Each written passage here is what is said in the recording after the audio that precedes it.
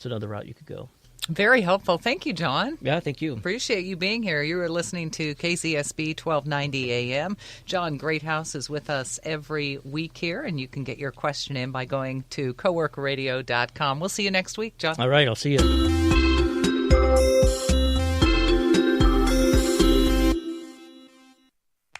The Central Coast may seem laid back, but when it's time to work, no one works harder, including the bank that's grown up here. Montecito Bank Trust offers customized lending and banking for all businesses, big and small. It's harder than offering one-size-fits-all solutions, but it's the right thing to do.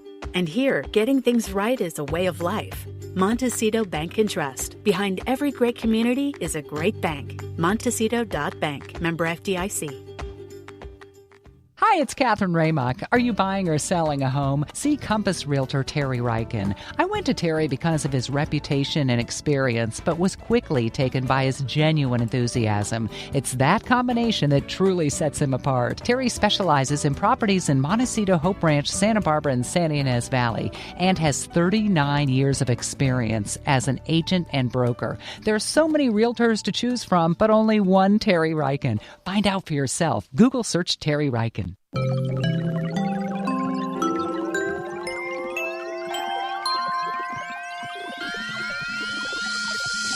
Welcome to Co-Work Radio. I'm Jane Walker-Wood. And I'm Catherine Raymock. And we're here with Laurel Sykes. Laurel is Montecito Bank Trust Community Reinvestment Act Officer and Certified Regulatory Compliance Manager. Laurel also teaches financial literacy classes, including elder financial abuse and cybersecurity awareness. How you doing, Laurel? I'm good, thank you. Now, you've really been at the forefront of all the disaster planning and communications that's happened since. And you're talking to business owners about disaster preparedness planning. Could you tell us a bit about that? Sure. Well, as a bank, we're required by law to have certain disaster recovery plans in place. And we've had one for a long, long time, and we're able to really put it into effect in the months of December and January during the disasters.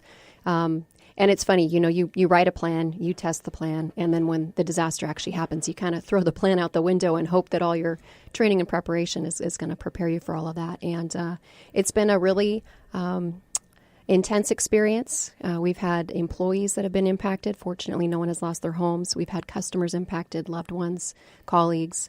And then on top of that, we're trying to stay open so that we can serve the community when they need their banking products and services or need to get access to their safe deposit boxes. I know that the staff in part was actually calling individually your customers, which I thought was such an amazing thing to do. During that time, like you said, the bank was closed down and you had people that were working at different offices, so definitely impacted yourself. What would you say was some of the main questions that people were calling and asking about? You know what's funny? During the disaster, people weren't calling and asking questions. They were focused on where they were going to stay that night. They were focused on what to do with their children because all the schools were closed. There was so much going on, and that's part of the reason why we reached out proactively to talk to people, because we knew that when they would sit down and think about it, there was going to need they might need to get access to their safe deposit box to travel. Some of them were going on trips and needed passports. In some cases, checkbooks, wallets washed away in the slides, and they needed to come in and get cash and didn't know how they were going to do that without identification. So what's the advantage to going to a local bank when something like this happens in a community?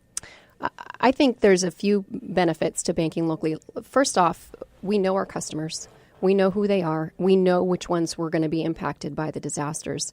We also have the ability on the back end to do mapping and to see where people's homes were located or their businesses were located in relation to the disasters. But I think more importantly than that, our commitment was to serve the community. And that didn't just mean our clients, but it meant that we reached out proactively to our employees to find out which of those associates weren't evacuated, which of those associates didn't have childcare needs, who could come in to serve our customers. And it allowed us to stay open in branches that a lot of the local larger institutions were closed.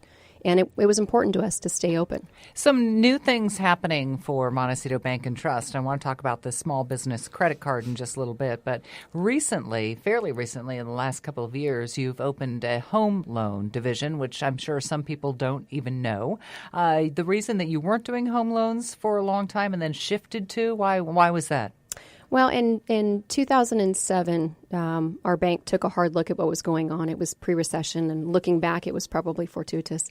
But part of the problem we had with our mortgage division in that time frame was it was really just a book a product and sell it on the secondary market. It wasn't serving the entire client relationship. So when we launched, we wanted to do it, number one, thoughtfully, because we wanted to serve the need of the entire client and not just a place for them to get their home loan. But number two, as you all are aware, the Dodd-Frank was implemented, Dodd-Frank Act, and it imposed such stringent regulatory compliance requirements on mortgage in particular that a lot of the banks were getting out of the business. And we felt like we had to get in and serve our clients and offer a product that many community banks were getting out of because of the compliance burden. If I'm going for a loan, a business loan or a home mortgage, is it better to go through a broker or go straight to a bank?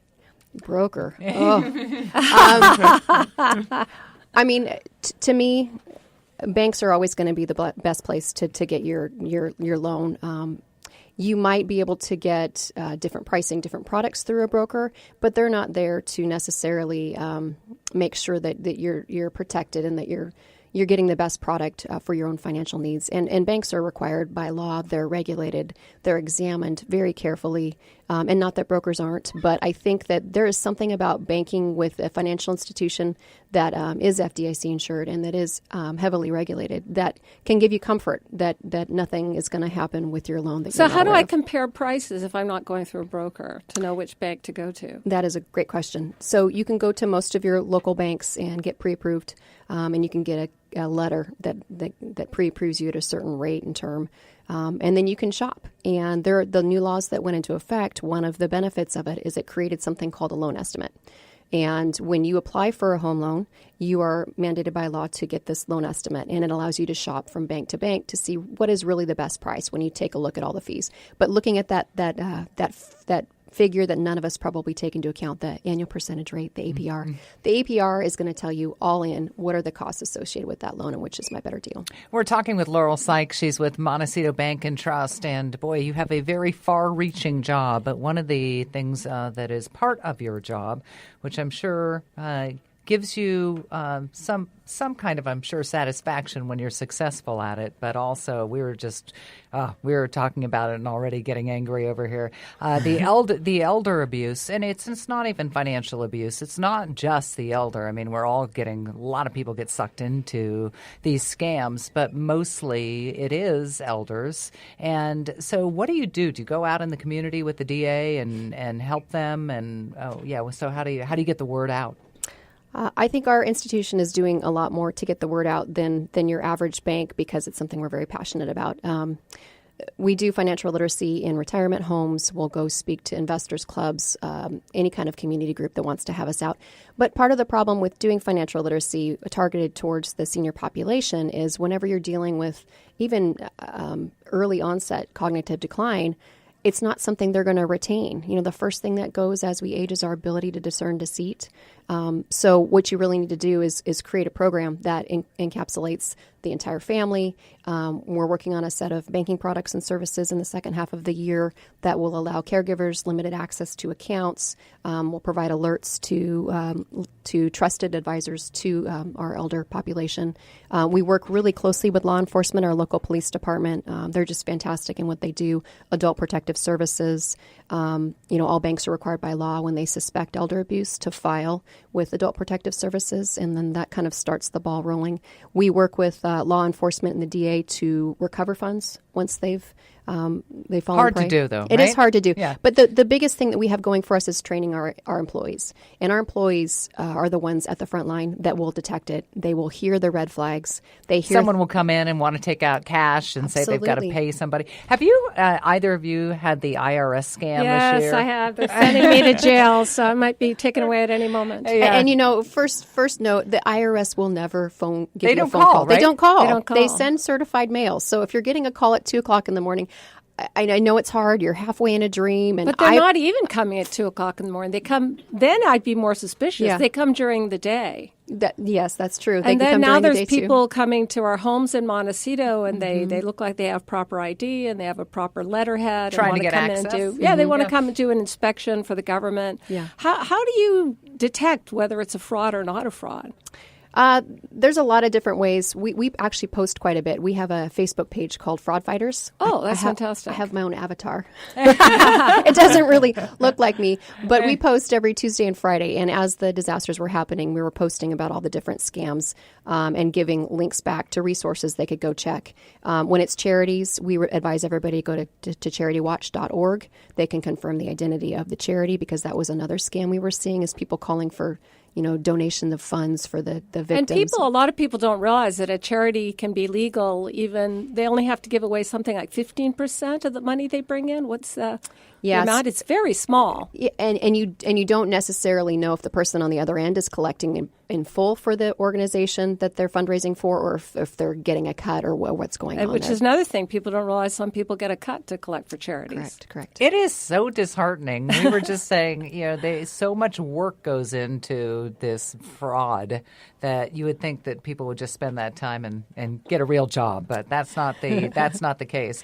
All right, so we are talking with Laurel Sykes. She is the Investment Act Officer for Montecito Bank and Trust, and long been, obviously, I'm looking at your resume here, attracted to the world of finance. Have you always thought in numbers? Was that something that came very easily for you? Or for me, it's never really been a numbers game. Mm-hmm. It's been a problem solving, and that's really what's attracted to me to what I've done. I started in the branch network and worked on mergers and acquisitions, and I was working on a merger for Santa Barbara Bank and Trust, and the merger was over and I had no job. So I found myself in this world of compliance, and I got to spin into this. First, it was financial privacy. We had the Gramm-Leach-Bliley Act that was being implemented. There was the Community Reinvestment Act was being reinstituted and redone so that banks were giving to low-income communities and not just, golf tournaments and the like. And then I got to take part in the Bank Secrecy Act when 9/11 happened. So post 9/11. Explain what that was. So the Bank Secrecy Act has been around for a long, long time. It started with IRS tax evasion laws, and it basically says banks need to track and report and record cash activity and report suspicious activity. And then over time, it's evolved into more money laundering. And post 9/11, they did a look back and found that the folks that attacked our nation here had used the U.S. financial industry to facilitate funds. And we called it reverse money laundering. So the money was coming in from all over the place, charitable organizations that weren't necessarily doing good. It was coming from other countries, and the money was coming here in small amounts, and they were using it to do things like buy their flight schools to fly the planes into the towers and the like. So it became a really big deal in the regulatory environment in about 2012 for banks to 2002. It's been a long time for banks to up their game. So we, at Santa Barbara Bank and Trust, I instituted an anti-money laundering program there and worked a couple cases with Homeland Security. And so it's just evolved. Dodd-Frank's been my latest. Interesting. So you probably have some thoughts about the legalization of marijuana and the fact that it's still a federal crime. And so there's nowhere to put these gobs of money that is being taken in, a lot of cash out there, but people can't bring it to a bank. Is that still going to be the case? Do you think that's going to be loosened at all, or is it going to take something from the federal government? I think a couple of things. I think first and foremost, the federal government is going to have to get involved and do something. And if they can find a way for banks to bank the industry and take the cash off the streets, it's going to make us a whole lot safer. What's interesting is we obviously have to track this for the anti-money laundering regime as well. And Santa Barbara County has now the highest number of temporary cultivation growing licenses than any other county in the state of California. We've bypassed Mendocino and Humboldt. I was about to mention Mendocino. Yeah. Now that we've been through this disaster, and I'm sure a lot of people weren't as prepared as they wish they'd been, what do you advise people to do to prepare for future disasters? I think the first thing you do is you have a plan, and you pay attention to that plan. What should be in the plan?